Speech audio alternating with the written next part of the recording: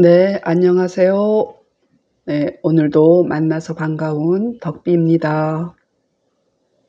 네, 오늘 천자문은요, 5번째 시간입니다.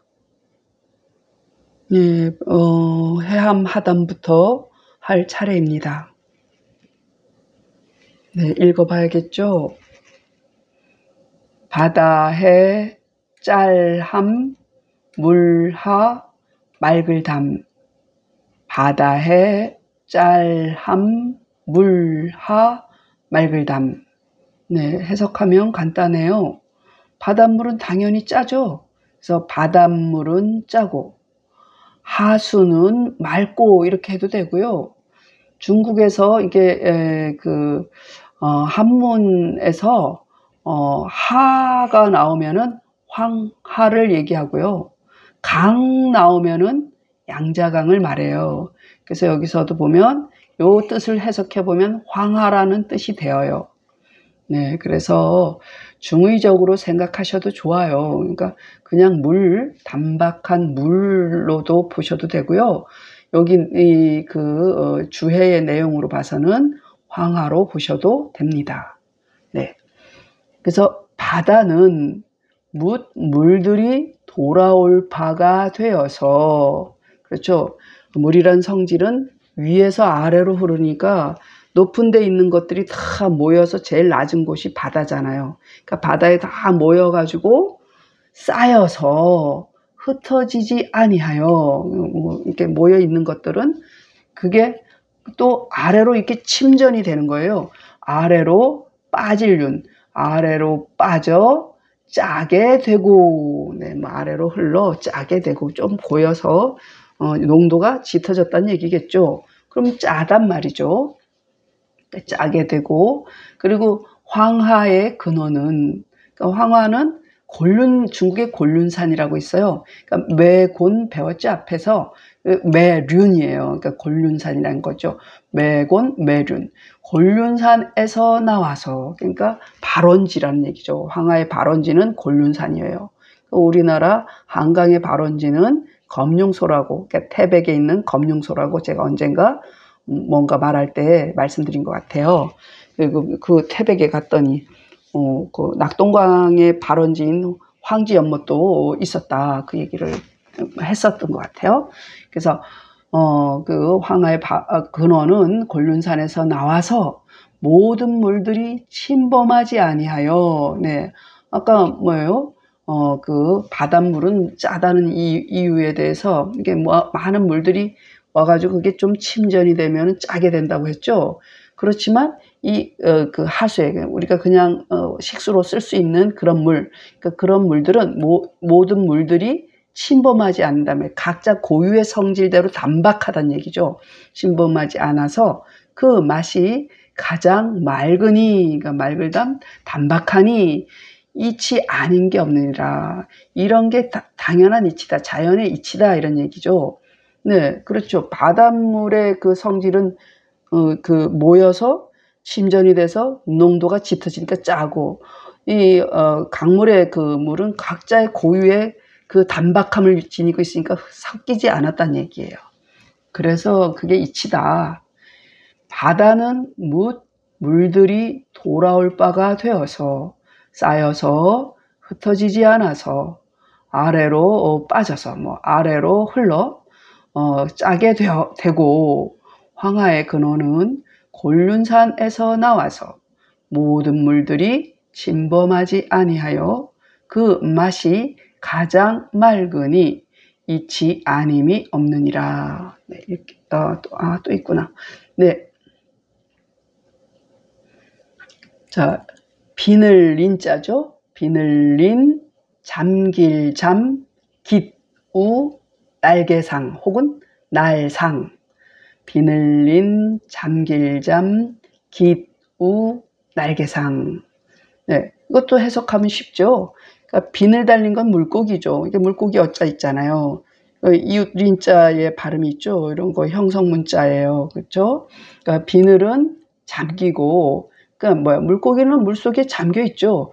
비늘은 잠기고 날개 달린 거죠. 깃은 깃은 날더라. 그러니까 새를 의미하는 거죠. 물고기는 물속에 있고 새는 날고 있다. 이런 뜻을 말한 거예요. 그러니까 비늘은 잠기고 깃은 날았더라. 뭐 날더라. 이렇게.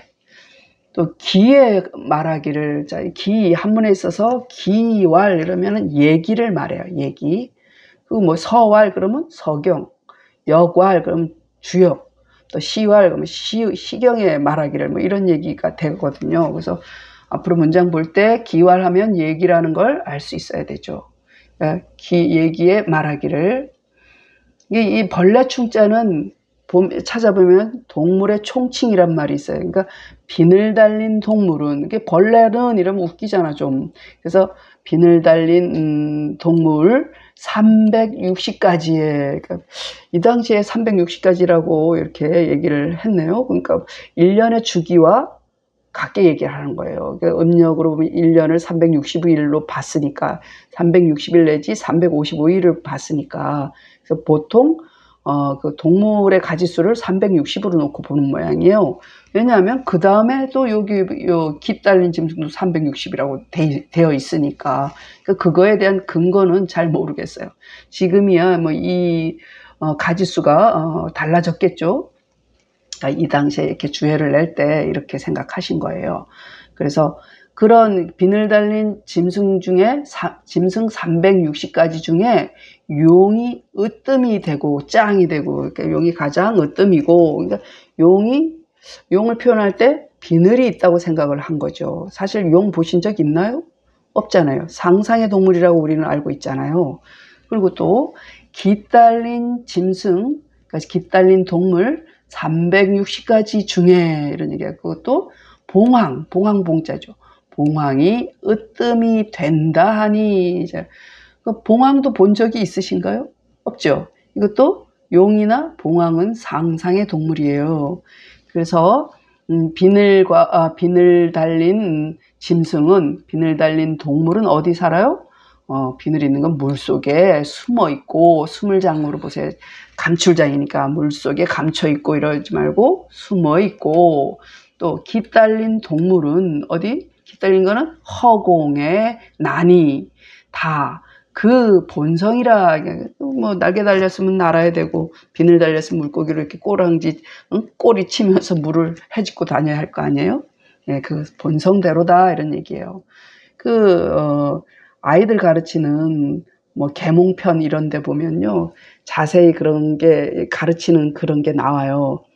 근데 보면은 나는 것들을, 이렇게 날아다닌 거를 세금자 있죠. 세금자. 이렇게 세금자 있는 거 있죠. 네. 날아다니는 거를 금이라고 하고, 세금자. 그리고 달리는 것을 짐승 수자를 얘기해요. 달리는 것은 수다. 짐승 수라 하고, 그 비늘 달리고 껍질 있는 것은 그 벌레, 껍질 있는 거, 벌레들이 껍질 있잖아요. 뭐 장수하늘소라든가 뭐 또 뭐 그런, 이게 갑각류란 말이죠. 그러니까 벌레나 물고기죠. 비늘 달린 거는 물고기고 껍질 있는 거는 벌레들 중에 갑각류 종류죠. 그런 걸 충어라고 하고, 그리고 또 근식이라는 거예요. 뿌리를 심은 것은 뭐 초목이 되는 거죠. 그렇게 아이들 가르치는 거에 친절하게 그렇게 나와 있어요. 네, 그런 것처럼 여기서 보면은 두 가지는 나왔어요. 그러니까 중국에는 그 태평성대를 이루는 상서로운 조짐이 있는 그런 상황이 나타날 때는 네 가지 동물이 나온다고, 이게 뭐랄까 출현이 된다고 생각을 했어요. 그러니까 그 중에 지금 두 가지가 용과 봉황이에요. 그럼 나머지 두 개는 뭐냐? 기린과 거북이에요. 그러니까 거북이는 장수의 그 상징으로 말하잖아요. 근데 기린은 우리가 지금 생각하는 그 기린이 아니에요. 그 기린도 상상의 동물이거든요. 그 네 가지 중에 상상의 동물이 아닌 것이 그 거북이밖에 없어요. 그래서 옛날 상고시대 때는 거북이를 가지고 점을 쳤잖아요. 거북이를 뒤집어 놓고 뭐 이렇게 쇠 붙여가지고 이렇게 꾹 눌러가지고 뭐 어느 쪽으로 갈라지냐 해서 점칠 점자가 있잖아요. 점칠 점자 이렇게 생겼죠. 그게 그 거북이 그 백가죽에 이게 쿡 눌러가지고 어느 쪽으로 갈라지냐 하는 게 이렇게 된 거야. 그래서 전복자가 그렇게 생긴 거예요. 네, 그래서 옆으로 좀 샜지만, 그렇게 네 가지의 상서로운 동물이다 해서 여기서도 두 가지를 용과 그 봉황을 얘기했어요. 근데 기린은 상상의 동물인데, 제가 언젠가 민화를 보러 갔는데, 기린을 이렇게 목이 짧아요. 목이 짧고 뭐 털이 이렇게 옆으로 양옆으로 난 거를 상상을 해서 그렸더라고요. 그러니까 사실 본 적이 없는 것들이 세 가지죠. 네, 그냥 여담으로 말씀드렸어요. 제가 한 번 했나요? 얘기에 말하기를 비늘 달린 동물 360가지에 용이 으뜸이 되고 깃 달린 동물 360가지에 봉황이 으뜸이 된다 하니, 그러니까 비늘 달린 동물은 물에 숨고 깃 달린 동물은 허공에 나니 다 그 본성이라 이렇게 보시면 되겠어요. 그리고 용사화재도 이거 말씀을 이것도 다 이런 거 해석을 해줘도 모르는 뜻이에요. 이런 것도. 그래서 제가 말이 많아서 천자문 가르치기가 힘들었다고 얘기를 하죠. 그러니까 용벼슬, 그러니까 용 이름의 벼슬 이렇게 해석할까요? 그러니까 용용 벼슬사, 스승사자는 찾아보면 벼슬사가 있어요. 그러니까 본받을사, 군대사, 여러사 있죠. 그런데 오늘은 벼슬 이름으로 보셔야 돼요. 벼슬사. 그래서 용의 벼슬과 불의 임금이요 이런 얘기야. 그러니까 용용 벼슬사 불화 임금제니까. 그러니까 용용 벼슬사 불화 임금제. 용의 벼슬과 불의 임금이요. 해석은 그렇게 밖에 못해요. 제가 설명을 드릴게요. 여기 보이죠? 자, 복희. 복희 희자. 중국의 고대는 복희, 신농. 복희씨, 신농씨. 또 이렇게 쭉 나오거든요. 여기서 복희, 신농에 대한 얘기예요. 그것부터 하고 다음 칸에도 또 나와요. 그러니까 복희씨는, 용사는 복희씨를 의미해요. 복희씨는 용으로서 벼슬, 관사, 벼슬 이름을 기록하였으니 그랬죠. 이때도 글자가 나왔다는 얘기예요. 왜냐면 요거대로 해석하면 복희씨 때부터 중국은 글자를 상형 문자를 만들었다는 얘기예요. 그러니 풀을 창자죠. 그러니까 벼슬 이름을 예를 들자면 이렇다는 거야. 창룡씨라고 한 창룡씨는 장량을 맡을 사자죠. 장량이라는 이 당시는 그냥 작은 부족 국가였을 거 아니에요. 그래서 창룡이라는 벼슬 이름이야. 그러니까 이게 벼슬명이에요. 창룡씨가 하는 일이 장량을 맡았다는 거야. 그럼 백성들을 잘 기르는다는 얘기야. 기를 장, 기를 양이에요. 그러니까 민생을 챙기는 거죠. 장량을 맡았고, 그러니까 백룡씨는, 용용자를 다 붙었죠. 그러니까 백룡씨는 숙사를 주관함이, 그럼 뭐예요? 장량의 반대는 숙살이잖아요. 이건 봄을 의미하는 거예요. 여기도 아주 묘하게 보면 풀을 창, 흰백이 있죠. 이게 음양 오행에 대해서 오행과 연관이 있어요. 그러니까 풀을 창자는 풀을 청의 의미거든요. 청이라는 것은 봄을 의미해요. 그러니까 봄이라는 것은 장량을 의미해요. 봄에는 모든 기운을 기르잖아요. 그래서 이때 당시도 음양 오행에 대해서 알았다는 얘기예요. 그래서 봄 기운을 기르는 풀을 창자를 써서 장룡씨는 그 봄의 그 기름을 뭔가 이렇게 성장시키는 장량을 맡았고, 백룡은 가을을 의미해요. 가을색은 흰색이거든요. 그러니까 백룡씨는 가을은 뭐예요? 숙살지기가 있다 그랬잖아요. 그러니까 모든 기운이 이제 설이 맞아서 이렇게 얼어가지고 땅속으로 들어가는 때이기 때문에 숙살지기가 되거든요. 그러니까 숙살을 주관함이, 이게 오행에 해당되는 거죠. 가을. 그것이 이것이다. 그래서 신농, 그리고 이제 화재는 신농씨거든요. 신농은 그 불에 상서로움이 있어서 복희 때 말고 신농시 때부터는 그 화식을 했다는 걸 알 수 있죠. 그러니까 이게 굉장히 고대라는 얘기죠. 신농시는 불에 상서로울 서자죠. 상서로움이 있어서 그 불을 숭상할 수밖에 없었어. 그 당시 불이 이렇게 발명이 된 거에 대해서 얼마나 그 사람들이 놀랬겠어요. 불로서 뭘 구워 먹고 할 수 있었다는 게, 그러니까 화식할 수 있었다는 게. 그래서 불로서 벼슬을 기록한지라 고로 화제라 이르니라. 네. 자, 그러면 그러네요. 복희는 용으로서 벼슬, 관사, 벼슬을 기록하였으니 창룡씨는 같을려 안 했네요. 창룡씨는 장량을 맡아 하고 백룡씨는 숙사를 주관함 같음이 이것이다. 예컨대 그렇다는 얘기죠. 그 용용자가 붙었다는 거예요. 그리고 신농은 불의 상서로움이 있어서 불로서 벼슬을 기록한지라 고로 화제라 이르니라. 네. 그 벼슬 이름에 불화자가 들어갔겠죠. 우리가 이름 지을 때 자기한테 사주를 이렇게 보면은 내한테 목화토금수 중에 부족한 부분들이 있어요.